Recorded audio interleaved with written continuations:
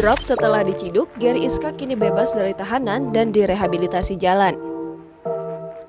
Gary Iskak dan rekannya telah ditetapkan sebagai tersangka terkait kasus narkoba. Diketahui, Gary Iskak bersama 4 rekannya tersandung kasus dugaan penyalahgunaan narkoba berjenis sabu. Setelah diciduk di sebuah rumah di Jalan Pasir Putih, Kota Bandung, Gary Iskak dan teman-temannya menjalani rehabilitasi di Badan Narkotika Nasional Provinsi Jawa Barat. Namun setelah penangkapan, Gary Iskak mengalami penurunan trombosit. Usai dilakukan penanganan kondisi kesehatan Gary Iskak, pihak kepolisian melakukan asesmen terpadu. Kemudian diputuskan Gary Iskak dilakukan rehabilitasi jalan.